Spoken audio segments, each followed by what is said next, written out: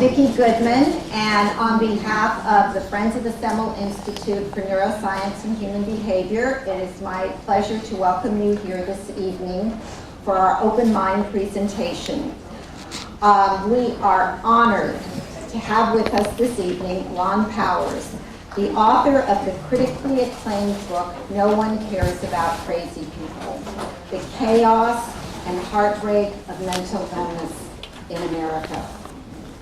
In his extraordinary and courageous book, Mr. Powers writes about the social history of people who live with mental illness and shares his deeply personal story about his two beloved sons, Dean and Kevin, both of whom have schizophrenia, and the uncaring world that they often face.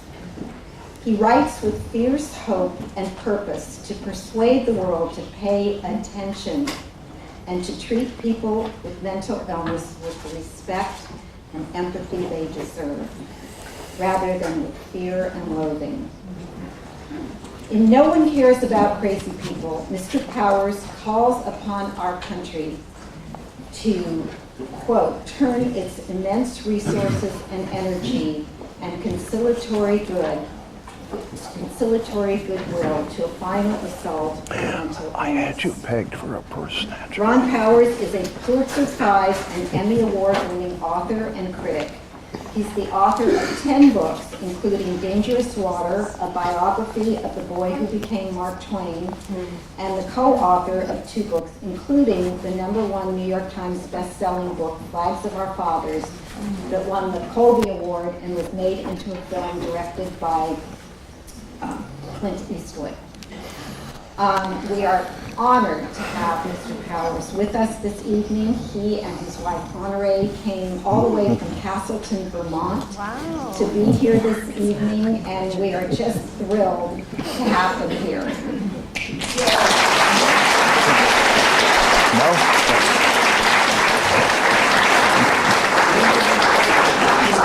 Also with us this evening as the faculty discussant from the Semel Institute is Dr. Stephen Martyr, who is the Daniel X. Friedman Professor of Psychiatry at UCLA, the Vice Chair for Education at the Semel Institute, and the Director for the Mental Illness Research, Education, and Clinical Center at the Veterans Administration.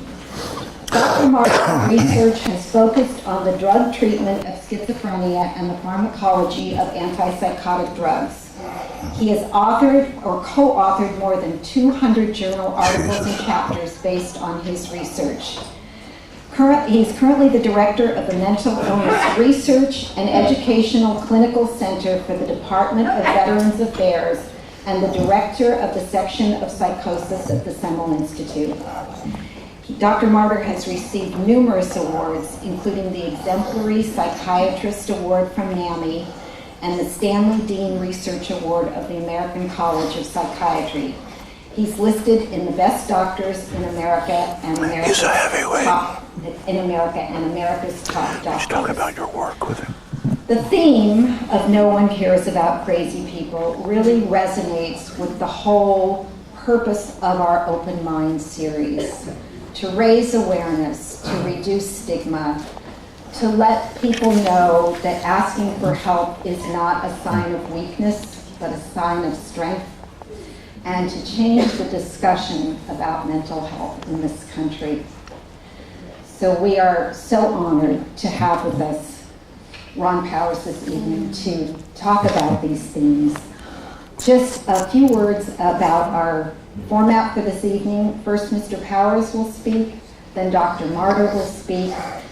If you would like to ask a question after the presentations, please write it down on the index card that you should have received on your way in, and if you didn't, we will come around and pass them out. If you write your question on a card and pass it to the aisle, someone will come by to pick it up, and we'll only take questions from the cards, nothing from the floor. So we really appreciate your cooperation with that. I also want to turn your attention to the sign that's projected there, and it's not really a good image, and I apologize, but the Friends and the Resnick Hospital Board of Advisors have a very exciting event that we are working on. It is The Wonder of Women, #WOW. It will be on May 2nd at the Luskin Center here at UCLA. We are celebrating the incredible accomplishments of women scientists and people in the field of mental health. We have Tipper Gore coming to speak, Candace Bergen, and Diane English, who wrote Murphy Brown, which incidentally is going to be remade. So we hope that you will join us for this incredible, it's a day presentation from 9 a.m. to 3 p.m. and you'll be hearing more about it very soon. So without further ado, I would like to welcome Mr. Powers, and please join me in a warm welcome.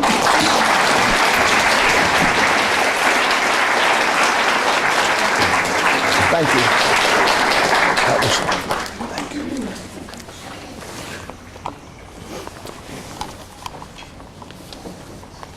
Now I'm live. Thank you, Vicki, for a lovely introduction. I feel very honored to be invited here by the Jane and Terry Semel Institute, which is one of the giants of research and the advancement of knowledge in the human brain and in mental health particularly.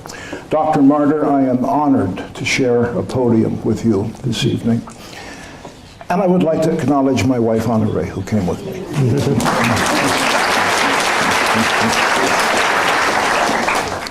Honoré and I left Vermont 2 days ago in 13-degree temperatures and under a snowfall that eventually reached about 17 inches.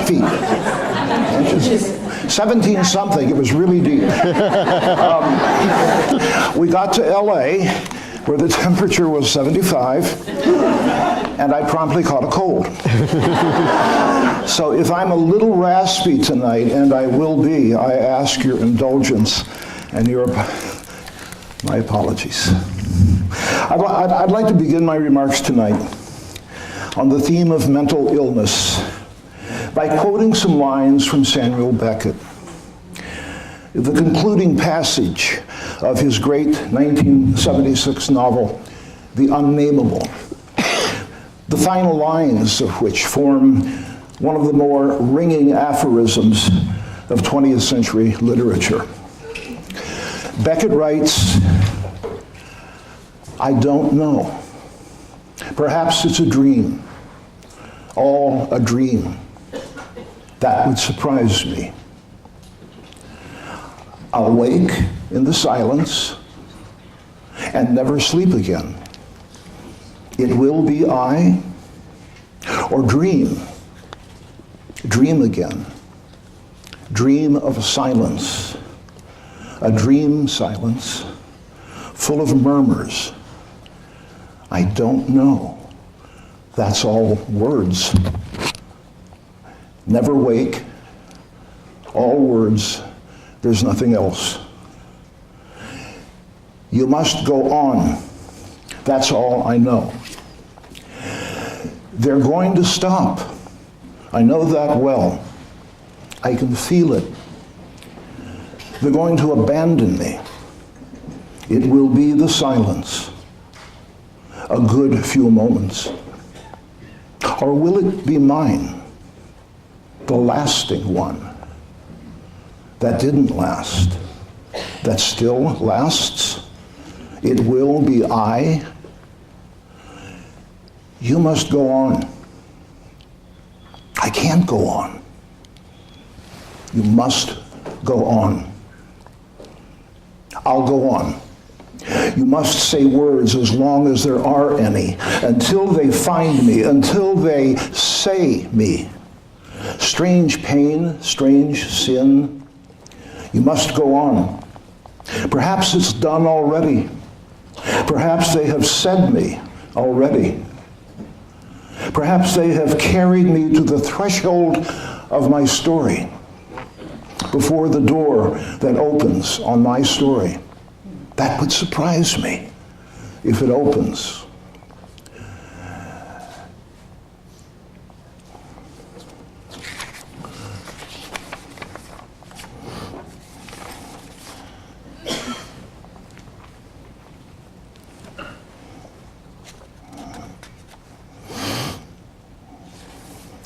I'm going to conclude, and sorry for the pause. Beckett concludes with these lines: "It will be I, it will be the silence where I am. I don't know. You must go on. I can't go on. I'll go on." It's an open question, I believe, whether Samuel Beckett intended or did not intend this message, this passage, or the novel itself as a meditation on the interior universe of the mentally ill. As with all great literature, its meaning can be found exactly in its ambiguity and its complexity. Beckett invites and even demands collaboration on the part of the reader. This demand, of course, is a hallmark of his greatness and of all great literature. And so it's certainly plausible that the speaker in this passage is the very voice of madness, hammering away at the walls of the mind, seeking escape from the silence and a passageway to the threshold of the story. It's hard to tell. I want to focus on those final two sentences. I can't go on, I will go on. They have managed to eclipse just about everything else that Samuel Beckett ever wrote, at least in popular thought, at least to the extent that popular thought thinks of Samuel Beckett at all these days. They have lived on as an aphorism of the ain't it the truth girls variety, a shorthand form of ironic self-pity, as in, man, I'm totally bummed by all this work I gotta do, but by God, I'll find a way to get it done. And in case I am already straining my welcome here by coming out as an insufferable snob, let me make a confession. That's exactly the way I felt and have thought about these lines many times in my life. I thought about them through the paralytic decade that followed the suicide death of my and Honoree's beloved son, Kevin, in 2005. And then the similar affliction that unthinkably struck our elder son, Dean, a few years later. Dean lives on with us today and is doing well. I thought about the lines about a decade after Kevin's death, when I at last felt strong enough to banish my silence, and with Honoree's partnership, move to the threshold of my story, my family's story, and make an accounting of the same kind, with words. All words, Beckett wrote. There's nothing else. Well, words were all I had, and not really that many of those. I was a layman and a bereaved parent and a stranger in the galactic field of madness studies and neuroscience in general. Not the most promising armature for an amateur venturing into the history and the etiology of serious mental illness. The allied brain afflictions that we know as schizophrenia, schizophrenic, schizoaffective disorder, and bipolar disorder. A family of genetically inherited destruction that vies with cancer for infamy as the emperor of all maladies. So I began. I spent 3 years buried in the cocoon of my writing space as an archive of mental illness studies and history and books built up in my computer files and on my desk. The history came first. That's what I looked into first. Early on, I made a virtual visit into the first known insane asylum in the Western world, Bethlehem Royal Academy, Bedlam, which opened in London in 1337. Bedlam generated a range of healing arts, if that is the phrase, that were practiced for centuries. Drilling holes in patients' head to let the devils escape. Dousing them with frigid water, strapping them into chairs that spun around rapidly and kept spinning.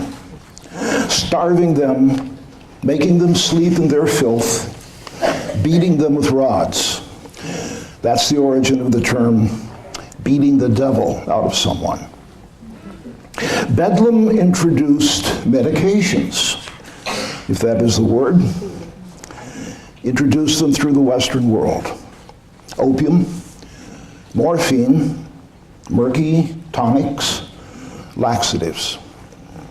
Bedlam pioneered a technique for keeping lunatics in line that persisted until the 19th century, shackling them to the walls of their cells by their wrists and ankles, sometimes for months, sometimes for years. 14 years is the known record. This victim had a name. It was James Norris. These practices spread around Europe and continued for centuries. And I followed that wretched chronicle until I felt I can't go on. I will go on. And I went on. I went on. I read about new scientific practices that were introduced into the treatment of mad people. The first blood transfusion in 1667. The donor was a sheep. I learned that as late as 1813, a British magistrate demanded entrance to the York Asylum for Lunatics. One heroic patient in that unspeakable labyrinth, one patient had managed to get the word out that horrible things were going on in there. The magistrate wrote, "When the door was opened, I went into the passage and found 4 cells in a horrid and filthy condition. The straw was saturated with urine and excrement. I then went upstairs, and the keeper showed me a room, the size of which was 12 feet by 7 feet and 10 inches. And in there were 13 women. 13 women. This was not the Middle Ages. This was 1813. Beethoven had finished his Symphony No. 5 in C minor in 1808. 12 feet by 7 feet and 10 inches. And once again I told myself, I can't go on. I'll go on. And I went on. I went on through a brief historical period of real hope for the mentally ill. The first such period, and to date, the last. In 1843, a small, sickly, brave, and visionary woman of Unitarian faith rose up in Massachusetts and said, "Enough."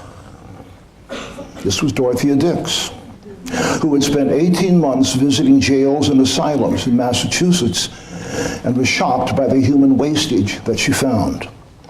Dix wrote a stirring memorial to the legislature of Massachusetts, summarizing the bedlam-like conditions that she had witnessed, the conditions and the atrocities. If she had spoken it to the legislature, it would be enshrined in American oratory. But Dix could not read it aloud. Anyone know why? It's a woman. She was a woman. I will share a section of that memorial with you in a few minutes. Dix had been influenced by an earlier visit to England in which she had met some of the founders of a similar reform crusade that came to be known as moral treatment. Its founders, mostly Quaker, had been scandalized by the conditions at York Asylum and similar dungeons for mad people. These Quakers believed that the insane could be restored to some measure of sanity by being treated as human beings.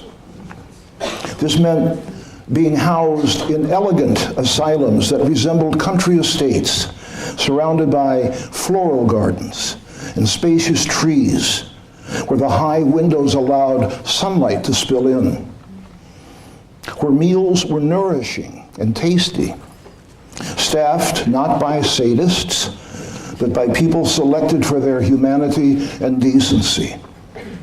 The moral treatment paradigm spread through Europe and reached the United States. Its beautiful Gothic revival residences with their high cupolas and their clock towers were known as Kirkbrides after the founding architect. Moral treatment failed its impossible mission of curing what we now call schizophrenia and bipolar disorder. Yet medical historians do not question its capacity to temper psychotic breaks and to instill a vital sense of self-worth among the patients. For the first time in history, the mentally ill were not shunned as outcasts or beaten and shackled and left to sleep in their filth. For the first time in history, the mentally ill were welcomed as members of a community, at least those lucky enough to find their way to a Kirkbride. Moral treatment never really had a chance. Its precepts depended on a small scale and the sustaining passion of its founders. The American population was burgeoning in the late 19th century, and with it the population of the mentally ill, some of them dangerous from traumatic life on the urban streets. The passionate founders died out, replaced by bureaucratic managers. The bottom line supplanted idealism, and its message was, this isn't working. By the turn of the century, the Kirkbrides estates were abandoned and decayed. Many of them were torn down. The surviving ones brooded for decades on the edges of towns until in about the 1970s, they were bought up and rehabbed by savvy investors, rehabbed into commercial Halloween theme houses. Today, Big Haunted House is a billion-dollar industry in America with computerized vampires and actors dressed up as mad doctors, wielding bloody surgical knives. This is how America remembers its one brief, shining hour of true humanitarian outreach toward its most helpless and dispossessed citizens. Couldn't go on, went on. My next stop in my efforts to understand the long saga of mental health care and how it shapes our present struggles and future prospects. My next step landed me at the turn of the 20th century in the middle of the age of progress. This was the post-Civil War eruption of ideas and technology that made anything seem possible, including the perfectibility of man. This era was bad news for many imperfect groups of people, starting with the mentally ill, or lunatics, as they were still called, or imbeciles, or defectives, or simply the surplus population. Thank you, Mr. Dickens. Quite literally, he invented the phrase and sent it out there into social use. Pardon me. And of course, the clutches of progress eventually spread out to the deformed, the gypsies, and to that hated horde of traveling devils and money-leeching mesmerizers, the Jews. The most destructive and the most grotesque and destructive implement to the arsenal of progress was the science of eugenics. Most people with a passing knowledge of eugenics tend to make two seriously flawed assumptions.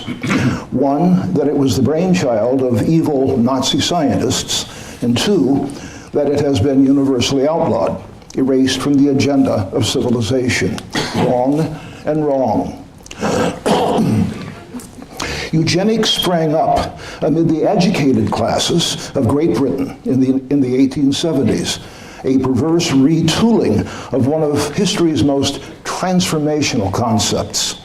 Charles Darwin's theories of adaptation in plants and animals, which became known as the theory of evolution. Darwin, of course, built his conclusions upon his studies of biological life from forms that he had gathered during an odyssey in the South Seas around 1850. He published several books arguing that plant and animal species die out or survive according to their success at transforming their characteristics over time in response to hostile environments. He devised a term for his great gift to human understanding: genetics, the study of the behavior of genes. A price of genius is misinterpretation. Darwin has paid this price again and again, along with millions of innocent people. The boosters of the age of progress chose to understand adaptation as nature's fight for protection. Nature's fight for perfection. By weeding out inferior specimens. And please remember that term, weeding out. Another term for this was the survival of the fittest. Darwin never coined that phrase. He was interested in how species adapt and survive, not whether they fought over who got to rule the world. Madison Grant and some others beg to differ. Does anybody recognize the name Madison Grant? He was a titan in the early 20th century. An early century millionaire and leading public figure who also happened to be a white racial supremacist and a hater of Jews and imbeciles and morons and other inferior types. He was also the father of modern conservation, suggesting that God has a sense of humor. Grant and his biologist friends realized, or thought they did, that survival of the fittest could easily be adapted to weeding out the surplus population, the unfit, the defective human beings. How? Well, you know, by natural selection, sterilization, castration, uterus removal, that sort of thing. And if all else failed, genocide. After all, we're talking about life unworthy of life here. We're also talking about the master race. Grant's circle came up with a respectable name for their weeding out fever dreams. The word was eugenics, from syllables that mean bringing into life. For the first half of the 20th century, eugenics meant bringing into death. Eugenics caught on big with some of the pillars of the age. At this point, and this point goes to the center of what I have to say this evening. Please remember it. Theodore Roosevelt was a big fan, and Helen Keller, and Winston Churchill, and the great Supreme Court jurist Oliver Wendell Holmes, the closest thing America had to a secular saint at the time. In 1927, Holmes sided with the Supreme Court majority of 8-1 in upholding a lower court verdict in the case of a 17-year-old Virginia farm girl named Carrie Bell. Carrie Bell had had a child out of wedlock. The jury had decided that she was feeble-minded on absolutely no evidence. Feeble-minded, of course, was another synonym for imbecile or lunatic. The judge had her sterilized and thrown into an asylum. The asylum superintendent thought that Carrie was getting off easy, so he boosted her case to the Supreme Court, hoping for a national statute that would permit sterilization for naughty teenage morons everywhere. He got his wish. That statute is still in the books. It was Oliver Wendell Holmes himself who delivered the eloquent epitaph in Carrie Bell's case, noting the rumors that Carrie's whole family was feeble-minded, whatever that was supposed to mean. Justice Holmes remarked, "3 generations of imbeciles is enough." Carrie Buck died in 1983. It is said that she was a voracious reader throughout her long life. Think about that.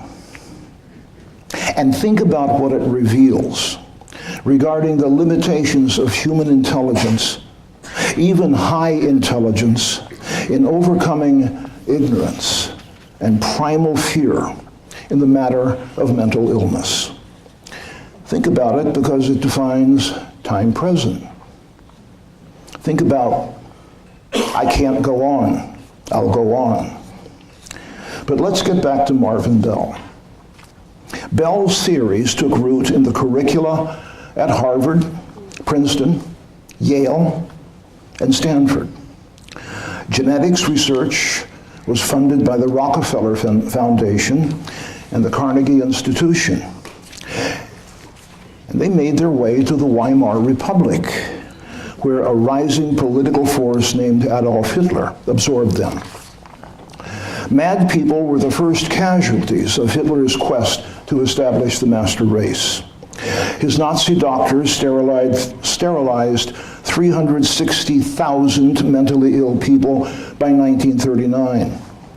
In the autumn of that year, agents posing as social workers began to lure thousands of children out of mental hospitals and drive them into forests on flatbed trucks where they were gassed, shot, or allowed to starve. Adult defectives soon followed. The Nazi label for these human beings was lives unworthy of life. The method of their removal was called disinfection. Eugenics is believed by some people to be extinct. It is not. And in fact, it has served noble impulses in agriculture and other forms of nutrition. It has recently enjoyed a new cachet in the scientific community, thanks to the recent development of a computer-driven method for editing human genes known by its acronym CRISPR. Of course, its boosters assure us that CRISPR will always be used for good, never for evil. Can't go on, will go on. My research brought me next to lobotomies. I hope I've cheered up your evening. So. Conceived by a Portuguese surgeon named Antonio Moniz in the 1930s, lobotomies were said to be a surefire way to neutralize schizophrenia, which it did, along with the rest of cognitive function. Moniz won a Nobel Prize for it. Here's how lobotomy works, and please brace yourselves if you're not familiar with it. Just slide a thin rod into the skull under the eye socket. An ice pick will do nicely, and did. Give the pick a twirl. It's as easy as 1, 2, what comes after 2? Again, it was an American who brought the lobotomy into the big time. A huckster doctor named Walter Friedman. Working at assembly line speed, Freeman performed as many as 25 operations a day, often 2 at a time, 1 with each hand. In the 1940s, he bought a van, named it the Lobotomobile, and gallivanted around the country targeting shell-shocked servicemen back from the war. Freeman loved publicity. He invited photographers to come and watch his act. One time, he looked up from his ice pick into a photographer's lens and grinned. When he looked down, again, the patient was dead. But the photograph turned out very well. Freeman performed 3,500 operations, including the one that ended the cognitive life of Rose Kennedy, the sister of John, Robert, and Edward, before his death in 1972. It was Freeman, by the way, who nominated Moniz for the Nobel. Can't go on, will go on. And finally comes the era that I believe consolidated all the travesties of the past 700 years and conditioned the chaotic landscape of mental illness and mental health care in time present. This era began around 1960 with three galvanic developments that influenced one another and still reverberate into our time. One, the advent of the so-called miracle drugs. Two, the catastrophic experiment known by its catastrophic name, Deinstitutionalization. And three, the publishing debut in 1961 of Thomas Szasz, the most destabilizing force that mental health care has ever known. More on him in a moment.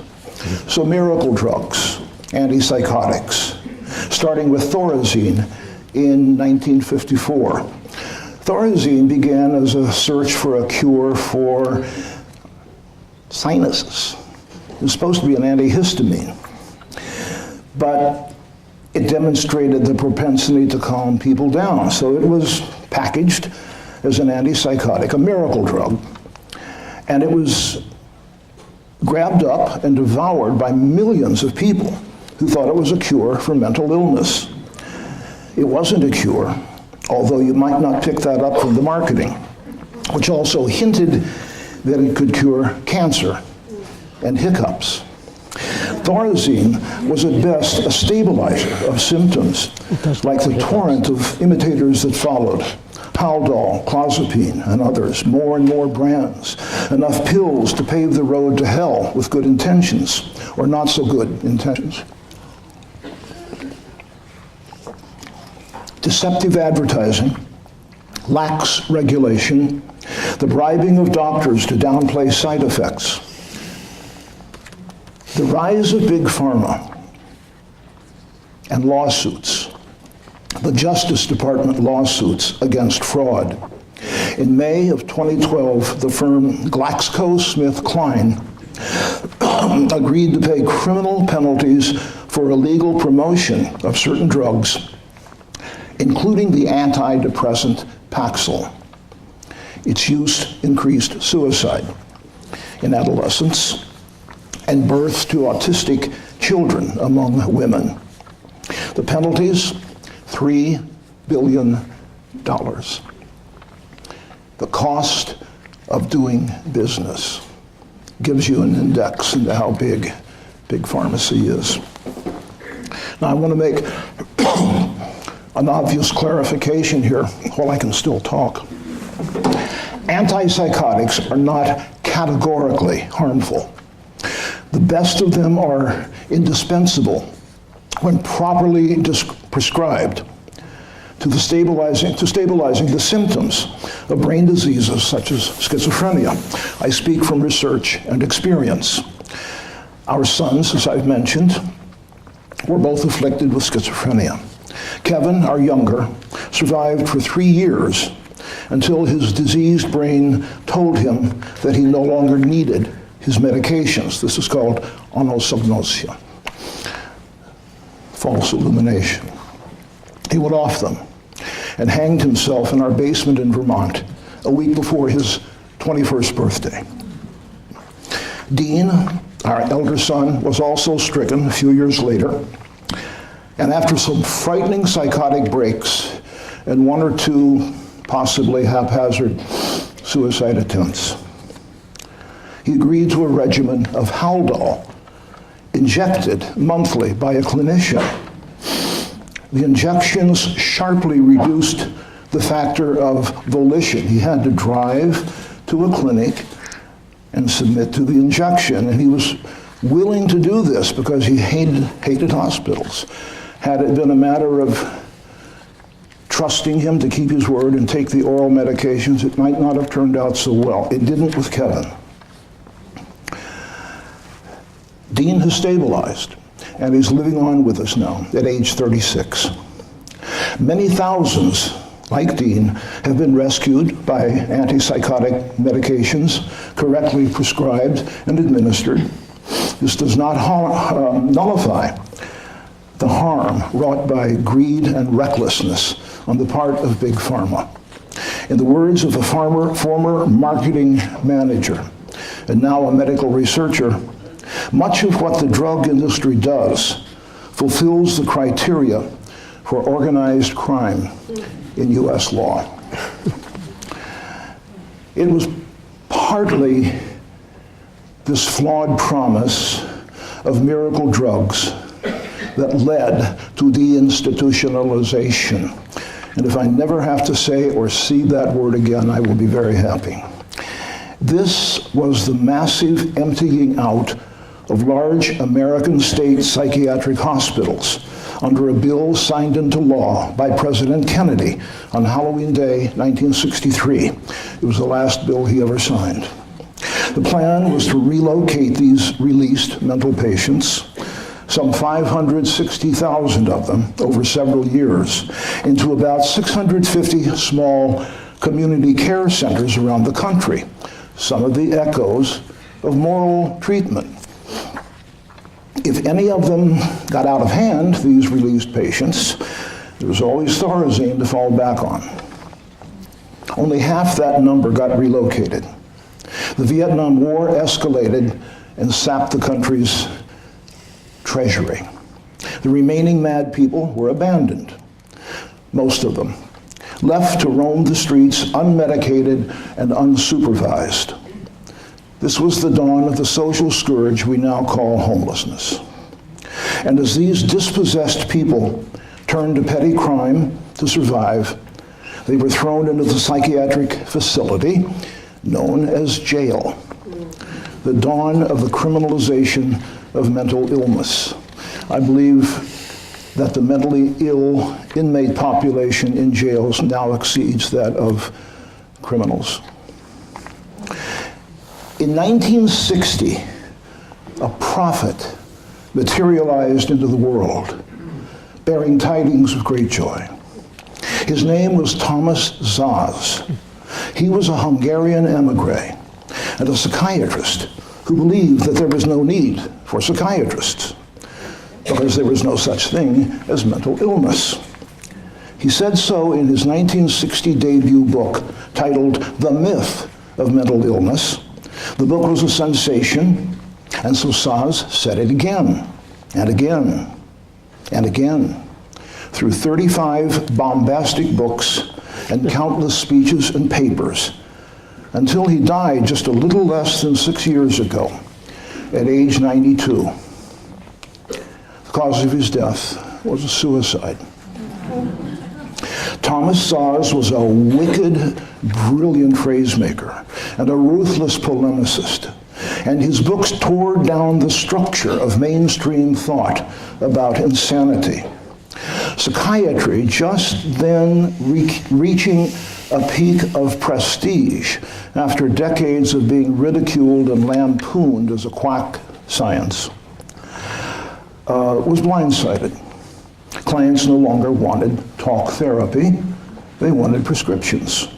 At the same time, Szasz was blasting away at psychiatrists as agents of coercive state control. This may have been due to the fact that his homeland of Hungary was positioned between two totalitarian powers, and its existence was continually threatened with being overrun. I can't prove that, but I think it may have had something to do with it. So he was so popular After all, who didn't want to believe that madness does not exist, that thoughts and actions branded by society as madness were in fact nothing more than alternate choices, unless they were evidence of something even higher. Shamanism, for instance, visionaries, sane people in an insane world. The countercultural 60s welcomed a new constellation of thinkers who either celebrated madness as a form of spiritual bliss or dismissed it as a social construct devised to control people. The psychedelic Scotsman R.D. Laing spearheaded the mind-expanding train of thought, along with Timothy Leary and Ken Kesey, the author of One Flew Over the Cuckoo's Nest and a follower of Zaz. Zaz himself, ever the contrarian, thought that all these people were full of shit. Yet he still hooked up briefly with the Church of Scientology, because that's where the money was. Looming over all the chatter and cant, that's C-A-N-T, not K-A-N-T, was the protean presence of Carl Jung, the one-time colleague of Freud, who broke with the master and soared into a realm of his own that encompassed the study of world cultures, depth psychology, mysticism, religion, witchcraft, dreams, and a jolt of mescaline every now and then. At age 38, in 1913, Jung seems to have willed himself into a psychotic break and hung around in it long enough to explore it as if it were a museum, a very, very scary museum. Jung's views on the spiritual quality of madness made him an icon of the New Age. They defy condensation into a sentence or two, but the following passage is at least suggestive. Jung wrote, "What the artist and the insane have in common is common also to every human being, a restless, creative fantasy which is constantly engaged in smoothing away the hard edges of reality. Anyone who observes himself carefully will know that there is something within him which would gladly hide and cover up all that is difficult and questionable in life in order to smooth the path for itself. Insanity gives it a free hand." I'm going to pass over the deconstructionist because I really don't know how to interpret them at all. But looming over everyone, of course, Samuel Beckett, whose words I cited at the beginning of these remarks. I speculated then whether he intended this passage or the novel as a meditation on the interior universe of the mentally ill. I've come to believe that perhaps the reverse is true. I believe that Beckett took it as a given that madness is the default condition of humankind and imposes silence and darkness upon those few who are described as mad. I've asked you to absorb a lot this evening. A lot of history, a lot of pain, a lot of evidence that in many ways the age of Bedlam is still with us. A lot of can't go on will go on. I have asked you to meditate on the varieties of horror that attend serious mental illness and upon the continuing deep-seated resistance of the human mind to recognize that the mentally ill are our brothers and sisters and they need our help, and that to some extent the mental health of our society depends on this help. I recognize that I am speaking to a room filled with people who stand apart from the general run of ignorance and indifference and denial and magical thinking and outright cruelty that the mentally ill and their loving families confront every day. I know that so many of you here are here because you or a loved one has been struck by this enigmatic disease that seems to mock hope itself, that vies with cancer for the baleful title, the Emperor of all maladies. I know that many of you, like Honoré and me, have lost beloved children to this malady, and thus have been especially wounded by hearing this long litany of suffering and frustration that I have laid out for you. I take no joy in this mission of mine. This can't going on, will go on. So why do I?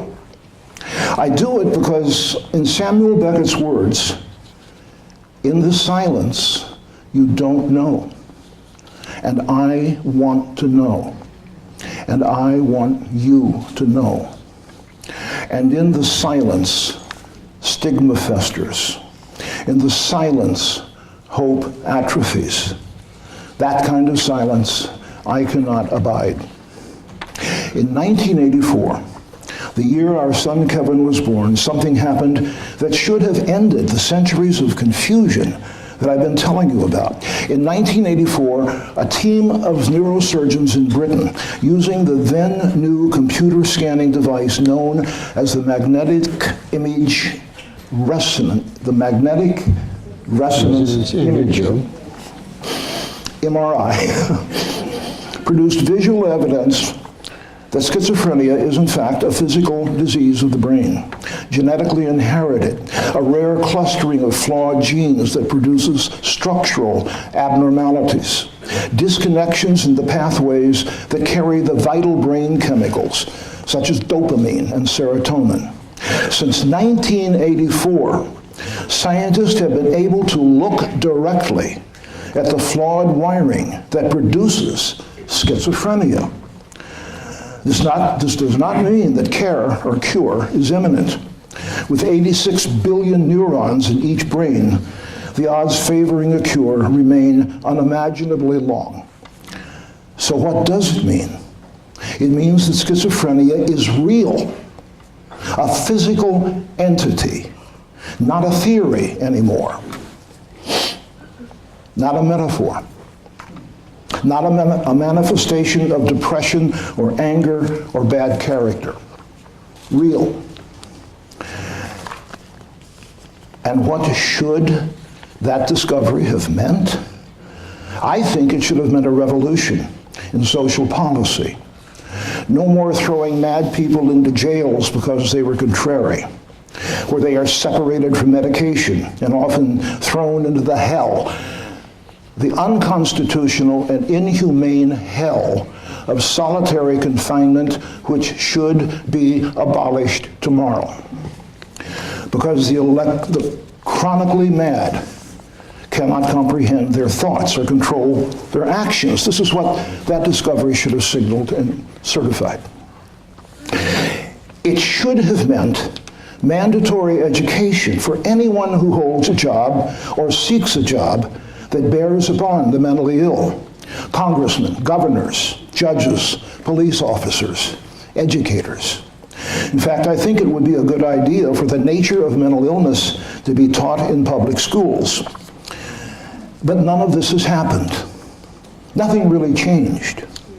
When I had finished researching and writing, no one cares about crazy people, and ventured back into the world with a very sore back. It was as though I had never escaped the book's pages. 33 years after the MRI breakthrough, our jails and prisons hold 383,000 inmates who should be in psychiatric hospitals, where treatment is cheaper, by the way, than incarceration. 169,000 homeless people are mentally ill, and they drain the economy as well.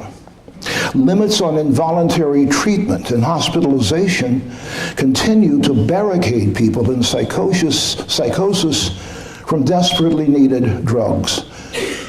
And the list goes on. As I say, my message this evening has been a grim one. Can human beings, including our most intelligent and public-minded leaders, ever conquer the fonts of primal fear stored deep in our reptilian brains, that's a layman's speculation, and welcome our mad brothers and sisters back into our bosoms. My experience and reason, frankly, tell me it is not likely. But I choose to believe otherwise. I choose to embrace my brothers and sisters in this room and turn away from the brilliant Samuel Beckett and go on. Go on under the banner of Dorothea Dix, whose mighty words to the Massachusetts legislature in 1843 form the illumination we need to escape from Beckett's darkness and silence. And here's part of what Dorothea Dix wrote. I have come to present the strong claims of suffering humanity. I come to place before the legislature of Massachusetts the condition of the miserable, the desperate, the outcast.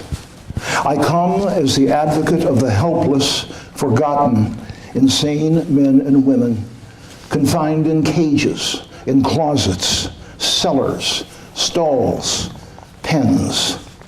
I beg, I implore you to put away the spirit of selfishness and self-seeking.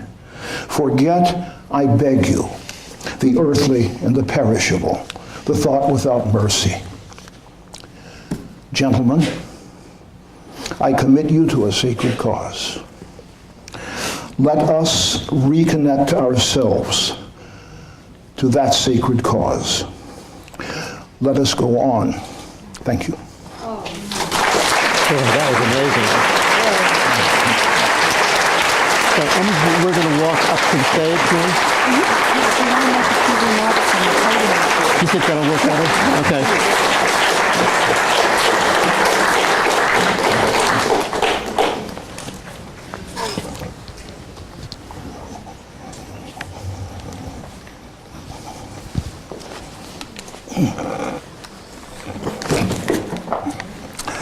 Could you hand me my glasses, dear? Well, I'm sorry. Thank you for just a remarkable talk. One that's very hard to be the discussant just following it. First, thank you to the Friends of Semel. What they've done is organized a community in our city that's addressing the issues of stigma, which is just wonderful. I wanted to just make a couple of points, and then we'll allow you to ask questions and when Ron and I go to the stage.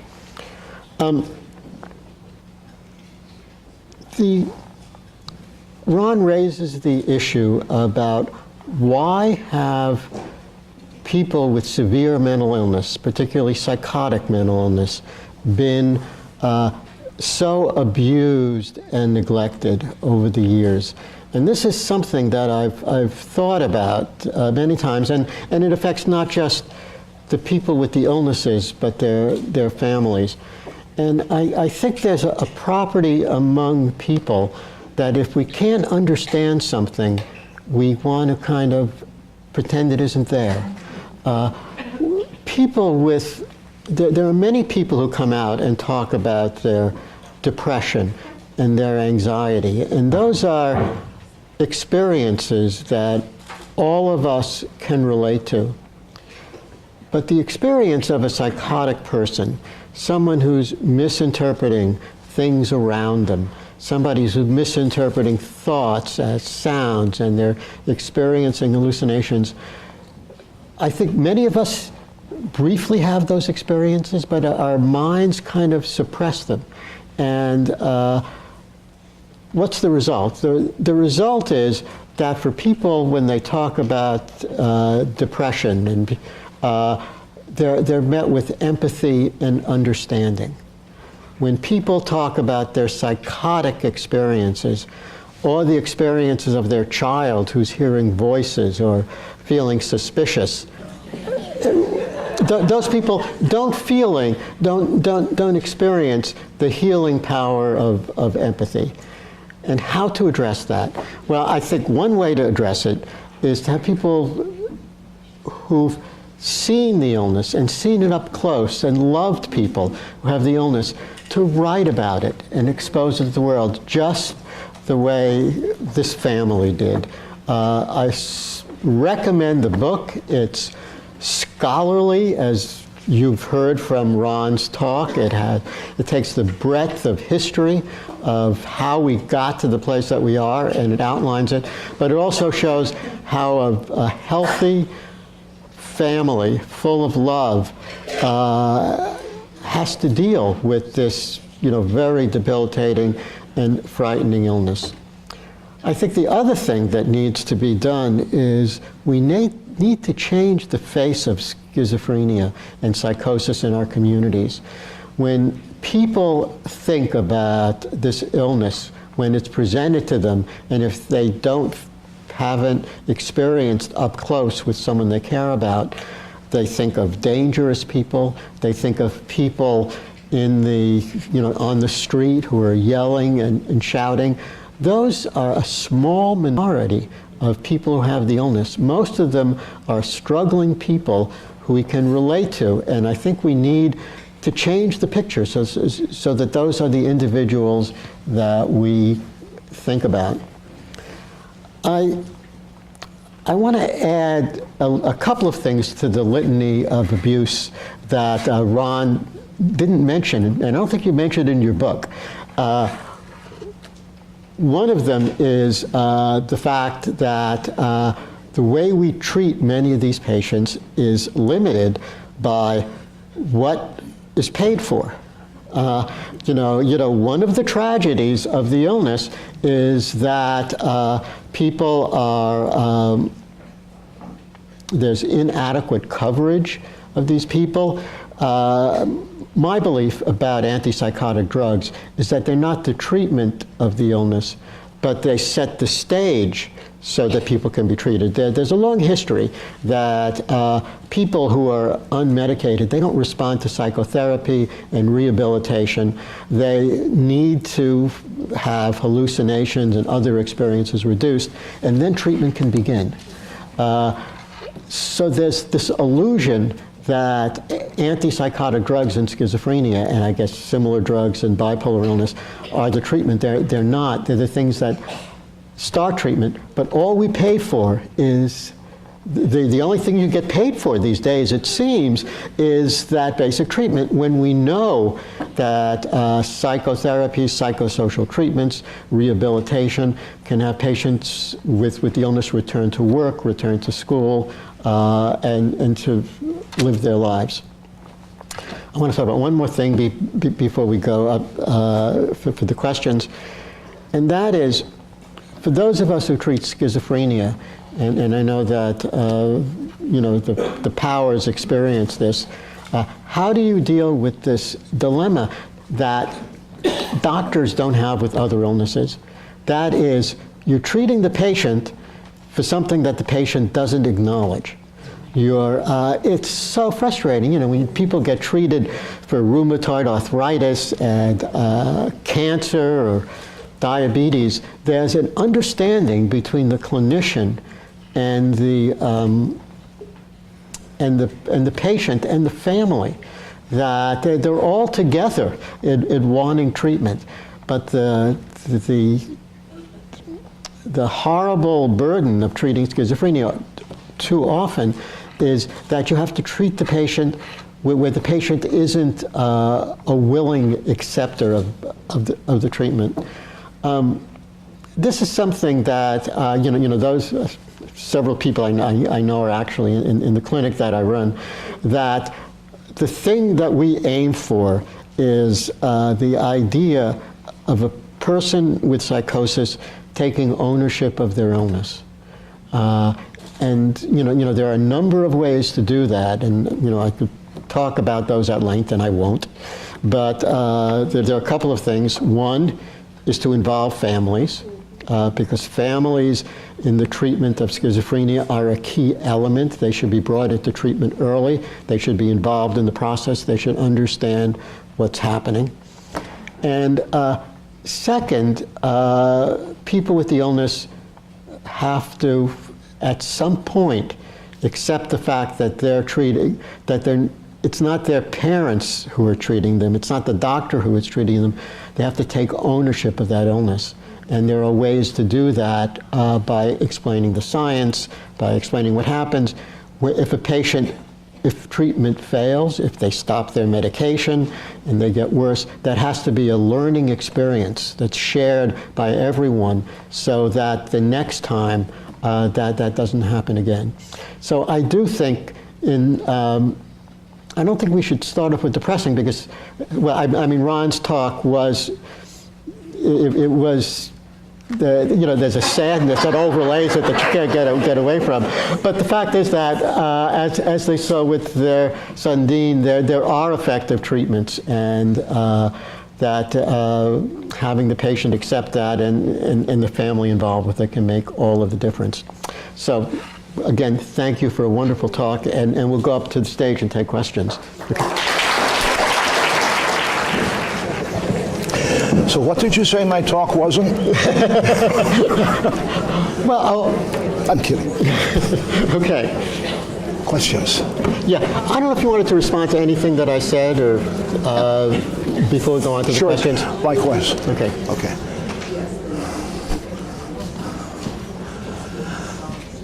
Oh, I'm sorry. Yeah. What Ron, do you want to Ron. respond to anything Dr. Mulder said? Yeah. Well, let me start with the question. Oh, do I want to respond to? Oh. Yeah. No, thank you. Okay. I'm deaf. Okay, so somebody starts off with a note of help. The city of Trieste in Italy, led by, and I've heard about this, about Dr. Roberto Mazzini, has eradicated this old model. The new is the whole life concept, which involves the whole community, seeing the mentally ill as citizens and including and not excluding them from everything. I don't know if you've heard of the experience in Trieste. Not this one in particular, but it has. Is your mic off? Oh, sorry.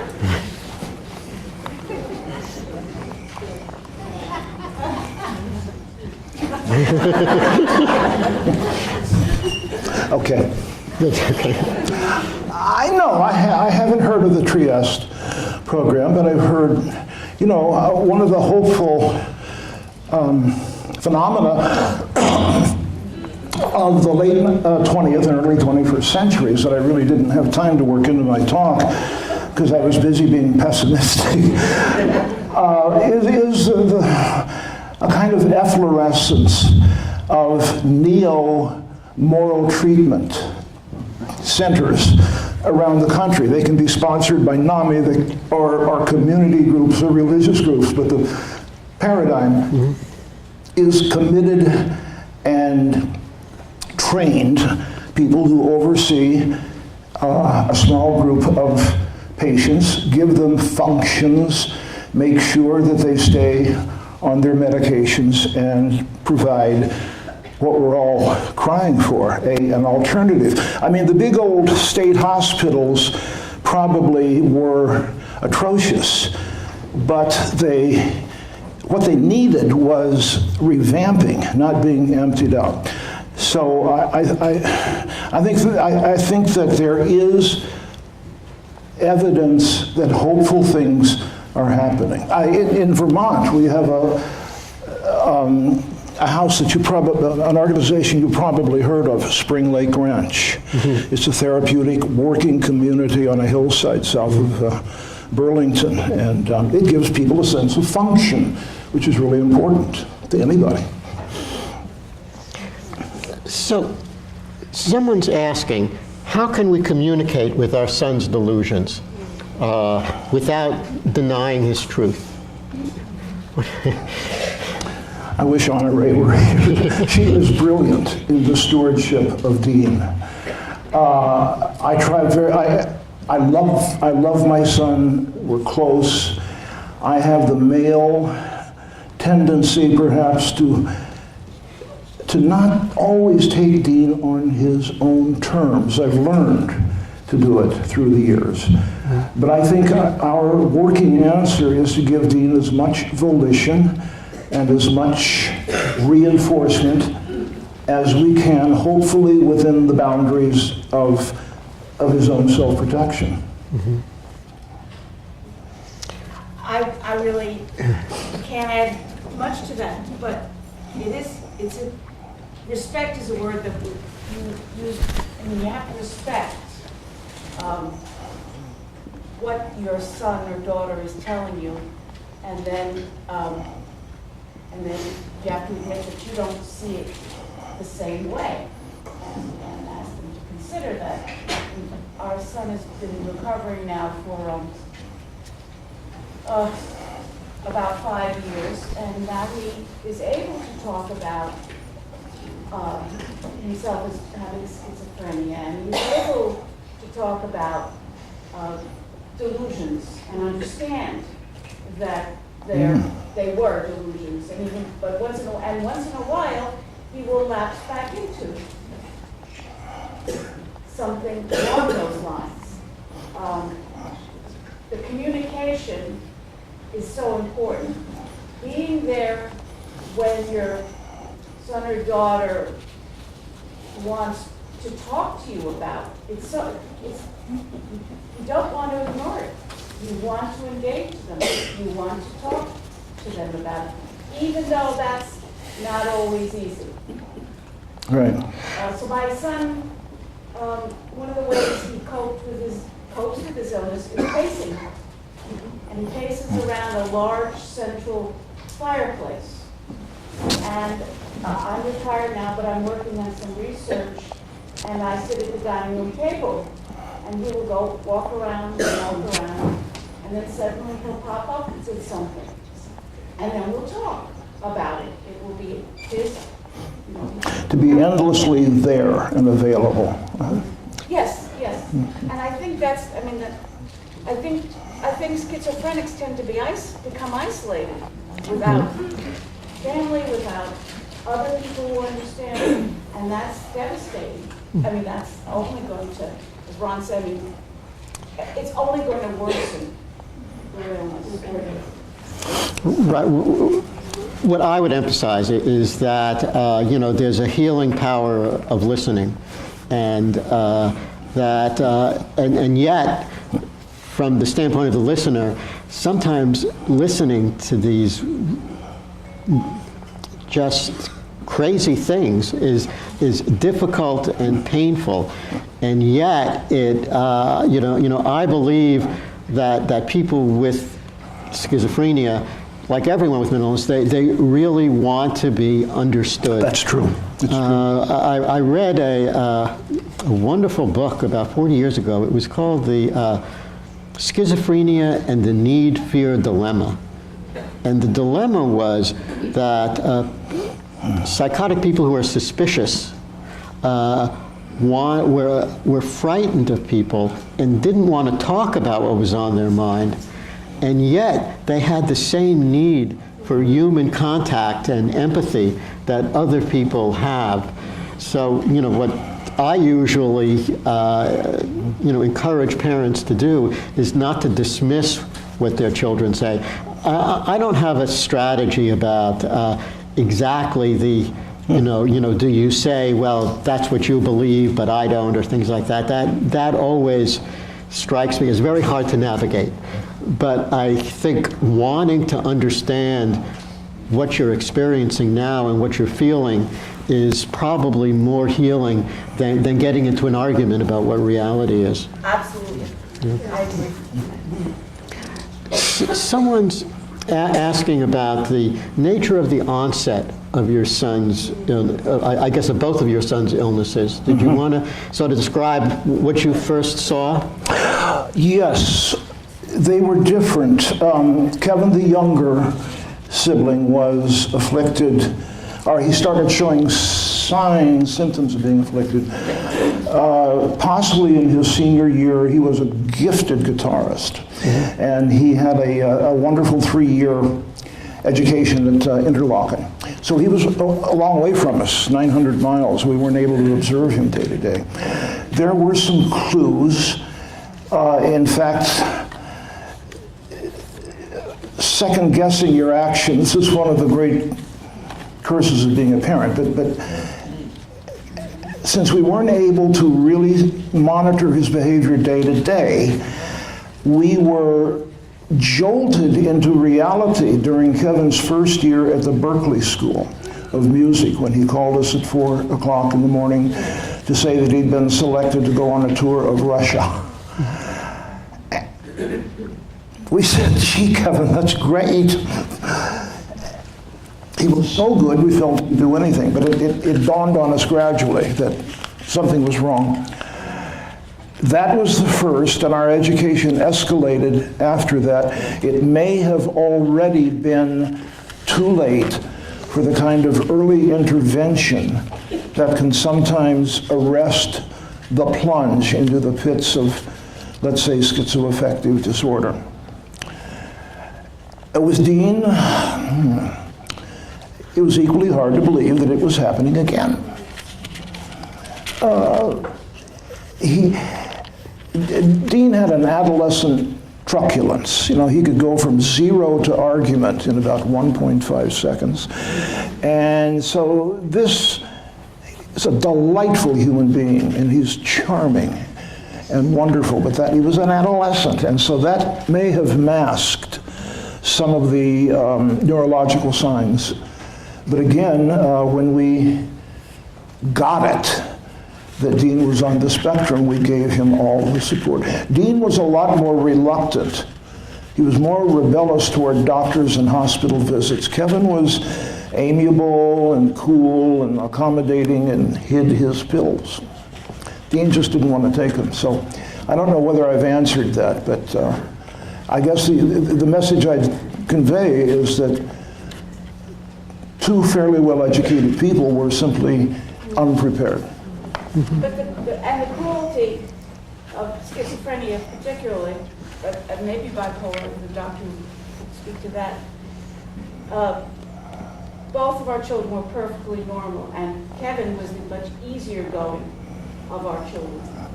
And so I remember the day that Ron said to me, it was right after we got that phone call, do you think Kevin is flipping out? I said, no, he's so steady. That can't be true. And I really did not believe that it could be true. Right. So it comes out, in some cases it comes out of nowhere. In many cases, it seems to come out of nowhere.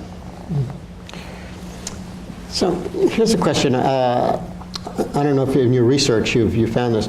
He's asking whether the incidence of mental illness has increased over time, or has medicine just become more adept at labeling and diagnosing these conditions? What would you say? I would say I don't know, but I'm an academic, so I could give a wishy-washy answer.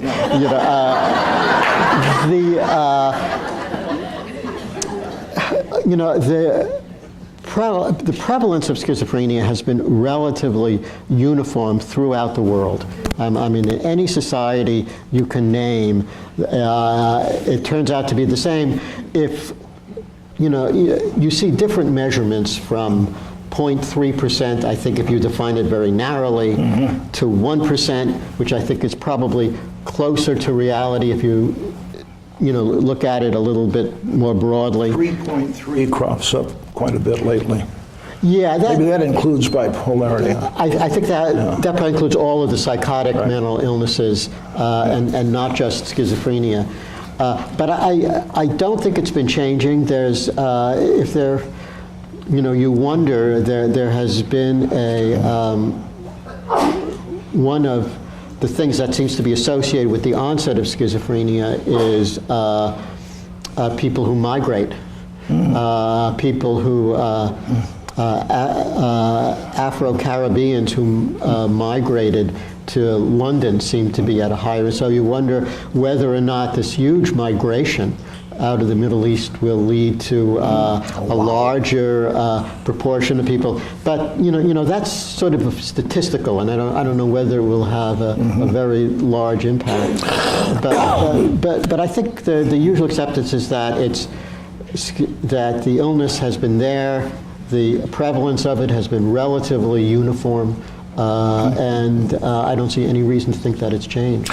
Well, along with, I've heard this too, the rumor that it's on the increase, and the rationale that people put forward is often stress, urban stress, which has increased exponentially since say the late 19th century, and people are just coping with a lot more forms of destabilizing stress.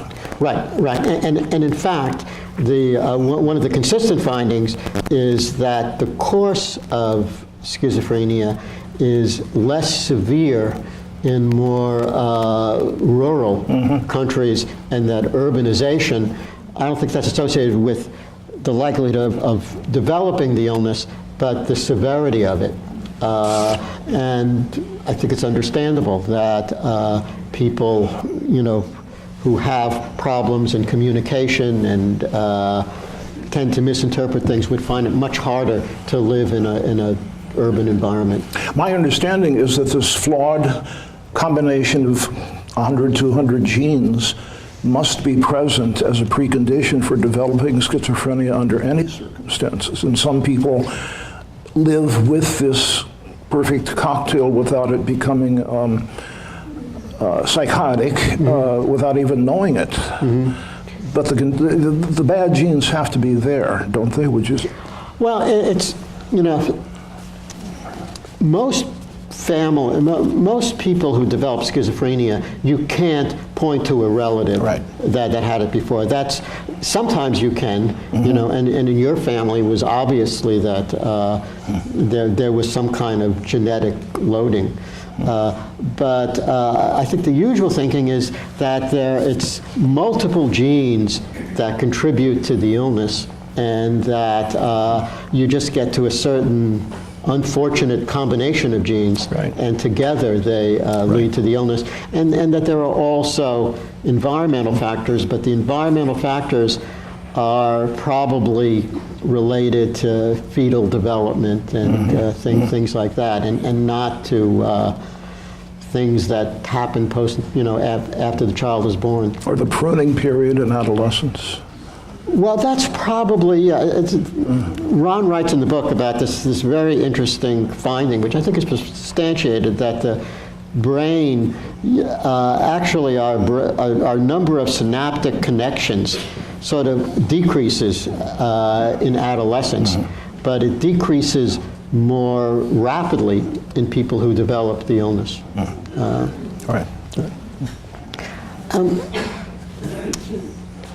Somebody is asking whether you see, I'll ask if you see hope for things changing in the near future. If there is hope, where is it going to come? Is it going to come from communities, science, politics? Where do you think hope should come from? I don't think I could give you an answer that doesn't sound like a blandishment, and I really don't like that kind of answer, but on the other hand, I'm not a clinically trained neurosurgeon, so I do believe that since about the mid-90s, these small groups, maybe before, very likely before, have made themselves known, and the internet has publicized their existence. They can be in cities, they can be in the countryside like Spring Lake Ranch in Vermont.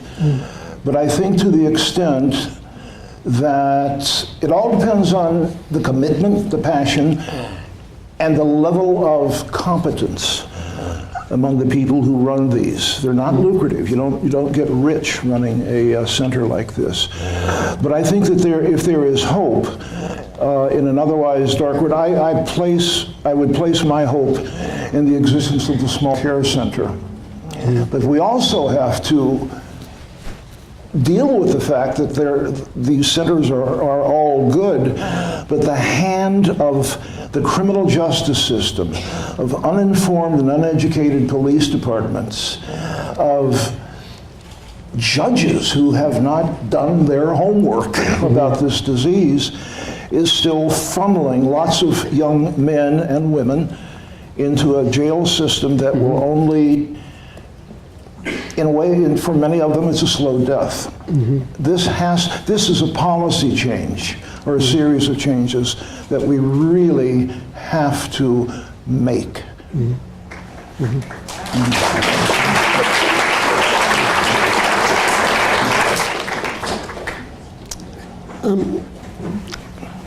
You know, I'll talk from a medical standpoint about hope. One is, I think, there's been recent research that heavily loading treatment during the first year or two of the illness can make a large difference. It doesn't cure the illness, but you can change the trajectory from moving towards disability to moving towards a much fuller recovery. There was, and that if we give the tools to communities, this can actually be paid for with Medicaid funding. There was a large NIMH study which showed that you can make a very big difference early in the illness. Right.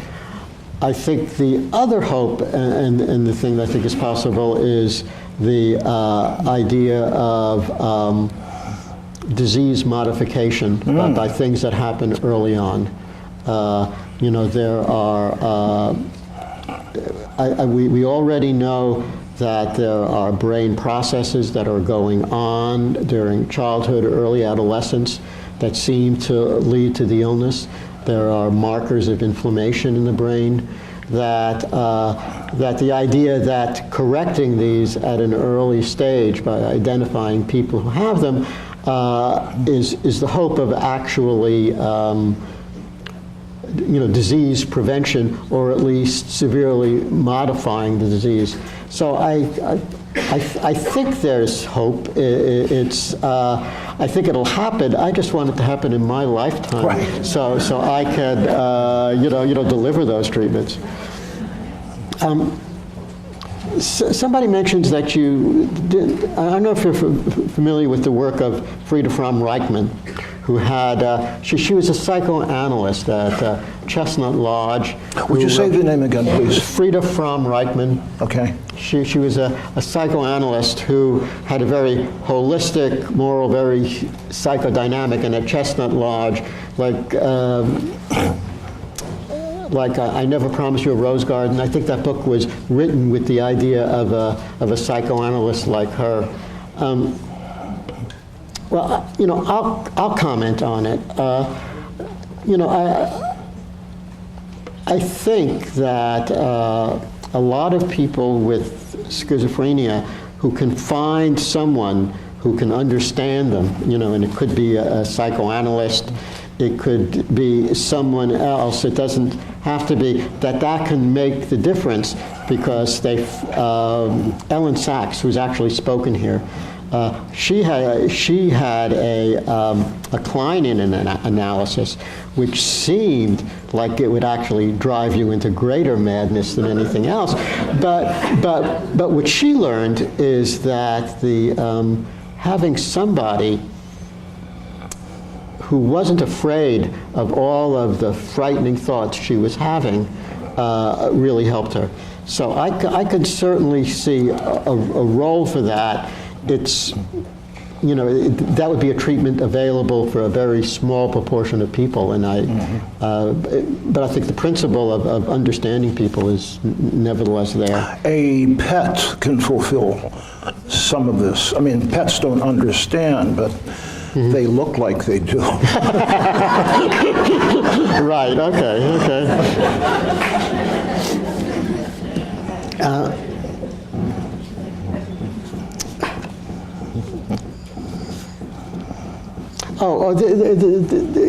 You annoyed someone, Ron. I did. You did. Story of my life. Well, he was, somebody was affected by the way you criticize Big Pharma. And Who did I criticize? I'm sorry. Big Pharma. The drug Big companies, Pharma, okay. big Pharma, because he's mentioned how they've actually saved millions of lives and continue, Yeah. despite a handful of cases of malfeasance. And I suppose this person is saying that the malfeasance has to be weighed against, which is a small number of cases, against the remarkable contributions they've made to lives. Do you want to recover this? How dare you criticize something I wrote? I think both sides are true, and it's a question of proportion. Neither in my talk, in my talk I didn't really list too many examples of people and categories of people who were harmed by either drugs that were either fraudulent or mislabeled or prescribed for the wrong reasons. There's no question, and I said this in my remarks as well, that pharmaceuticals helped save Dean's life, probably, and the abandoning of pharmaceuticals probably triggered Kevin's suicide. It's complex, but when you look at the Justice Department's incredible series of billion-dollar lawsuits in the late 90s and early 2000s, you know that something was being done that was misleading to the public or haphazard. So, as the cab drivers in New York say, it's like everything else. Some good, some bad. Well, final question to you. It's somebody wants to be an activist for the mentally ill. Do you have any thoughts about how that person could be most helpful? Well, the internet certainly will give you an entree into lots of powerful groups. There is a wonderful woman with us tonight named Deborah Fabos, who 5 years ago created a private Facebook site called Circles of Community Care and Circles of, Deborah, help me on it, Circles of, now you have me doing it, CCAC, Circles